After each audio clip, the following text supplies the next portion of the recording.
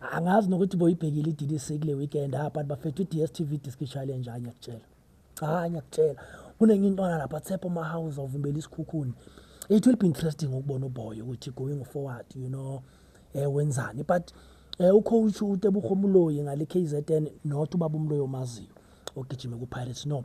Ucoach uMloyi uyangitshela ukuthi sharp lentwana ibuye Mount Elief. So bamthole uqala ukugijima ku SAB at the age of 15, so uBoy umnandi bafethu. So mothola ichance nje ngena ku SuperSport ubukele la repeat match yesikhukhuna against the Kaizer Chiefs. And then some of the players whom I think are standing lempela sonto uPhopho umphopa dime intwana yase Katlehong. Baningi abantu beloko bebuza enhleke ngomphuthe bafethu kanti umpho ungathi usibonisa kulempela sonto bedlala neRichards Bay ukuthi enhleke umnandi. But angifuni sifake ipressure kuBoy. I think akumele ngasemfakilo ipressure, but there's a boy la uRantas again lapha ku Pirates ufaka u38. And ucoach uDikhachu after the game he says ngicoachile lentwana mina emangawungu ngiyayazi ukuthi lentwana le intswembe especially mayogaya ama spaces, so it will be interesting to watch ukuthi iPirates this season ipromote abani. And wena lapha ekhaya you said lo coach lo awumthembi after watching iDurban City playing against iPirates in the first game. Yakhumbula? And then Kaizer Chiefs bazovaya phela mele bashone khona le England bayodlala nabo Manchester United, so boy amakhosi ajabulile. Uzokhumbula phela ukuthi they won their trip player, yakhumbula mabewona iDStv Disc Challenge ivaya ne trip, there's a trip kumele ukuthi vele bayayithola, so zange bakwazi ukuthi baye ngara India, so it will be interesting intwana zamakhosi zithola ichance zokuthi zishone ngara plus no rule Lucas Radebe ungali bafethu Richards Bay yey amachita yashisa bafethu. Yabona ucoach Msomi makefika lapha ku Richards Bay ngiyakhumbula previously ukuthi he was manager ye Richards Bay, then kwacoacha uButjomo, so now he's the coach. Yeah. Angisho no, there's nothing wrong benziwa ubaba uJomo because upromote amachita baya yabo. Sengisho ukuthi uMsomi unomndayi manje khona into ayiphekayo lapha. Ngicela ukuthi mawune chance Richards Bay even if bayadlala and ayivele TV hambe uyobukela. I think bazopromote intwana ezimnandi lapha. Khona enye intwana lapha esiswini boku number 8 no number 6. Omunye uOlwethu, I think obunye uBayanda. Is it Bayanda Khumalo?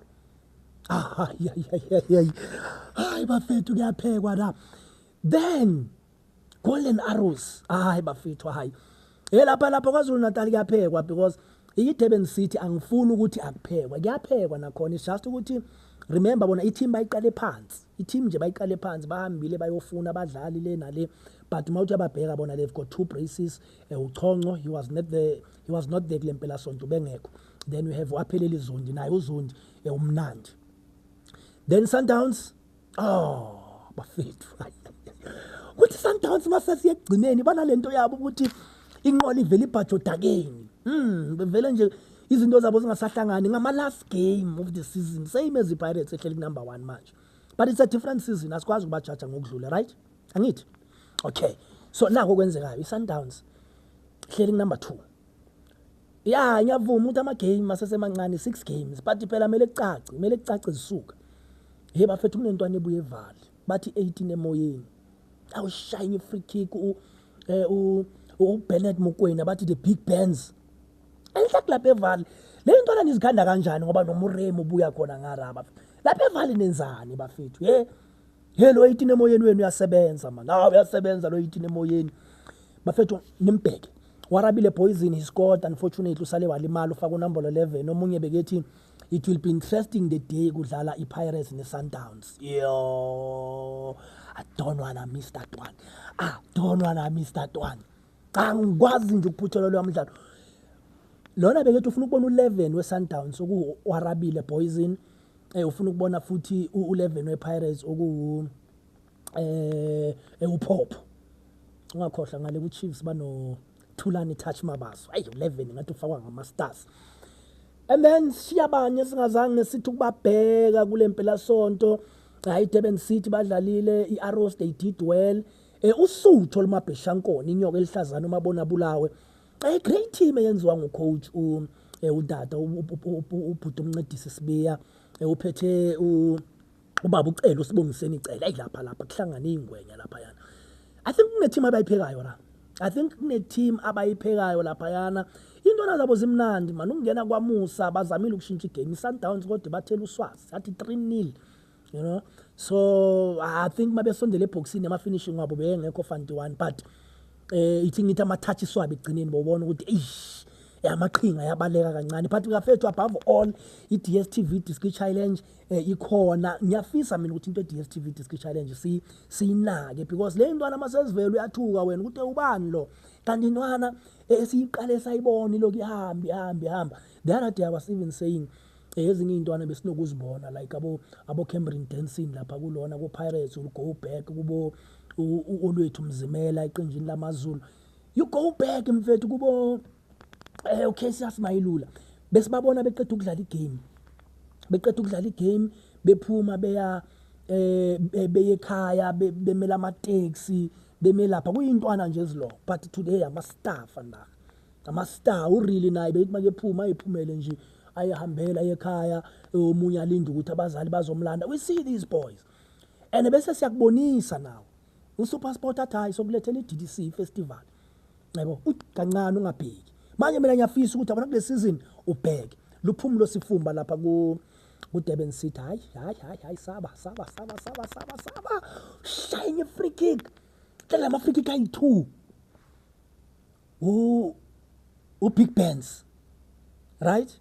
Big Bands umukwena ntwana sevali kube usifumba obuya ku Cape Town City. Hayi laba free kick bafethu, laba free kick magenge iDStv Disc Challenge #sivutha manje. Wena ke ngifisa ukwazi la ku comment section ukuthi ngabapha abadlali who are outstanding for you. Ade yabona la kuyaphekwa la. For me these teams yabona laba bafaka unombolo 8 nje, yabona ku Arrows, ku Richards Bay, ku Sundowns la number 8 beke khona. Amakhosi bani kunewo buhluko. Phela ikhosi isikhukhune. Isikhukhune phela mfethu sivele ngabadlali singabazi. Kuneyintwana lapha na kusikhukhune esingazazi zisafika, but it will be interesting man to see usahlanganisa umqeqeshi uZungu, but uyabona ukuthi uyapi. So mina ngifisa siyibheke ne, asibanike up to 15 games. But go wonke lamaqembu, go wonke lama teams ngibheke wonke lama teams ngibheke Richards Bay. I think man there's something like lapha KZN ungamangala ungathola 3 teams zase KZN, ungathola 3 teams zase KZN zihleli la phezulu ku top 5. That can be what? Richards Bay number 1, Golden Arrows, AmaZulu. Uzothi omunye ngoba usakaza ngesizulu. No. Stellenbosch simnandi.